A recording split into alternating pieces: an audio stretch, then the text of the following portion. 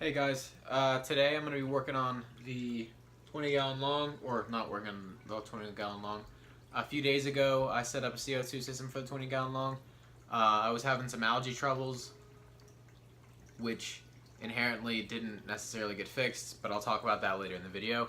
As you can see, I don't know if you can see,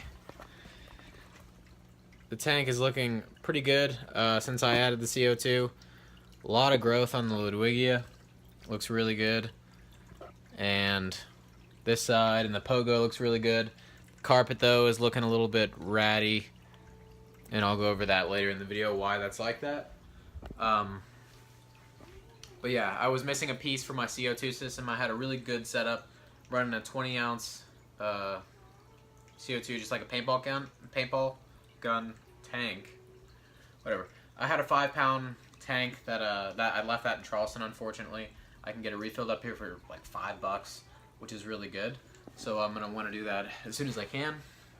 But I was missing a part to get the Aquatech regulator to fit onto the CO2 tank, and I finally got that in. So I got everything all wired up, not wired up, but everything plumbed, and I ended up running an inline diffuser and like a little inline bubble counter as well, and I'll show you all that later as well. Alright, so for my CO2 setup, I'm using a 20 ounce paintball tape, or paintball tank, sorry. And that's where this little guy came into play. I'm using the Aquatech regulator with the electric solenoid, so I can just run this on a timer, and it'll cut itself off and cut itself back on. For the Teflon tape that I use, you're definitely going to need some. I use some fairly liberally.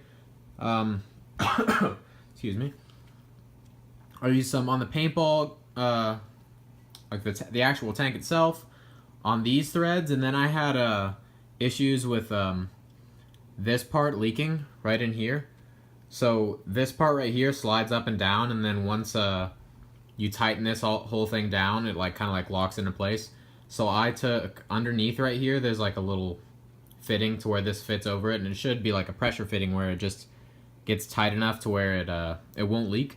So, but it was leaking. I guess maybe I'd hand tighten this down, and I got it tightened enough. I used like a towel and just used my hands. But I put some Teflon tape just around this piece of metal underneath here, so when this went down, it kind of like fit over that and just helped to seal that. And then also around the rim of where the fitting that's underneath this meets the top of this, I ran like a little bit of a just kind of like excess over the threads over here, so it would kind of overlap, and it's not leaking at all after being tightened down by hand. I've got a lot of a lot of this black airline for CO2. Got a lot of it, like way too much. Have to trim that down. I'll use it for other stuff later on down the road.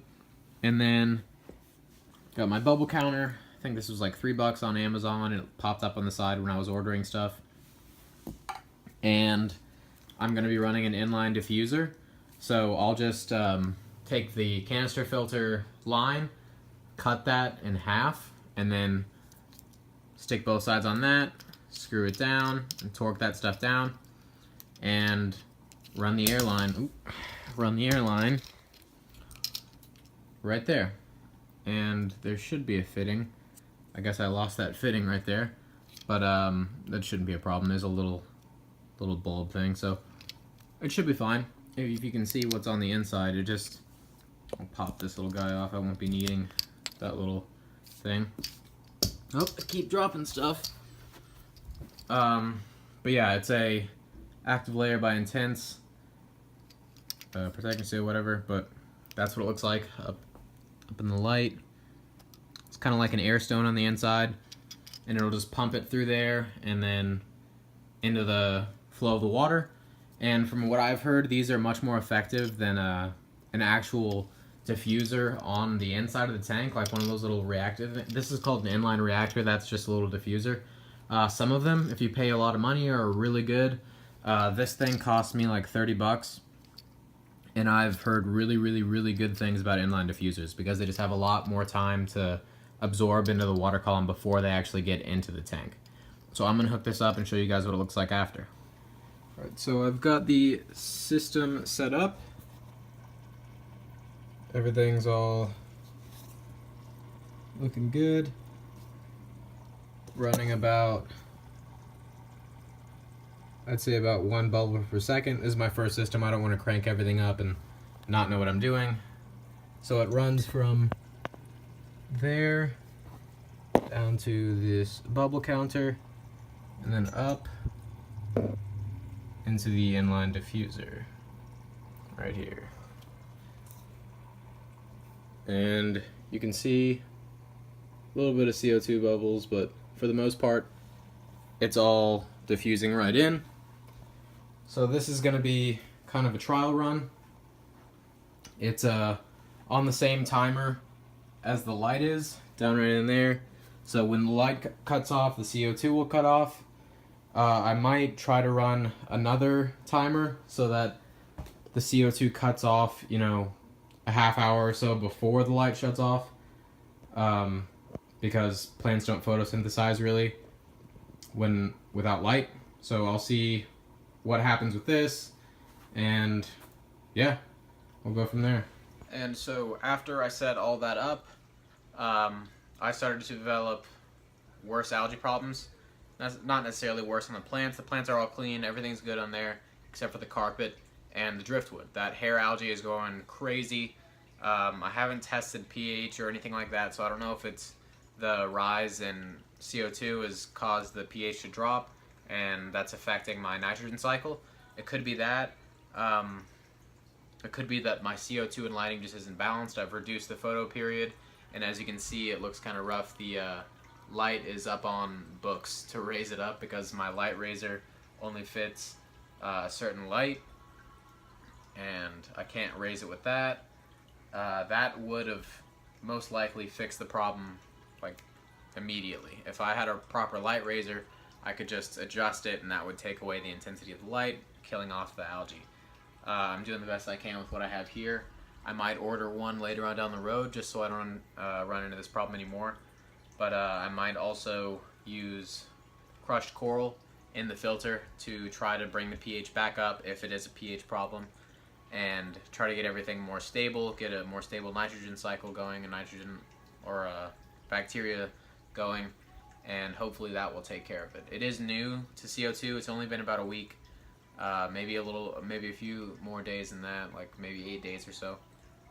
So maybe it's just that, and the algae will die off as everything like gets equalized. But as of now, it's not looking good. So I'm working on it. The algae, I cleaned up some of the algae. It hasn't really died back at all. I've been cleaning. It hasn't, but the good thing is it's not growing like crazy. It's not like all out the tank. But yeah, so that's where I am now. If you have, I'm sure if you have any kind of experience with CO2, you have more experience than I do. Every single tank that I've ever done has never had pressurized CO2. I've done like CO2 additives. I have this API CO2 booster that I've used in the past, and I've never had issues with that. But CO2 pressurized is obviously a step up from that, or a few steps up from that. And I guess it's just going to be a learning process on how to balance it all. But I'll make another video later on down the road, I guess, when and if I figure it out. But yeah, so that's today's video. Don't forget to like and subscribe. Give me any comments if you know, or if you have any suggestions on what I can do, or if you're having the same kind of problem or whatever. But yeah, thanks for watching.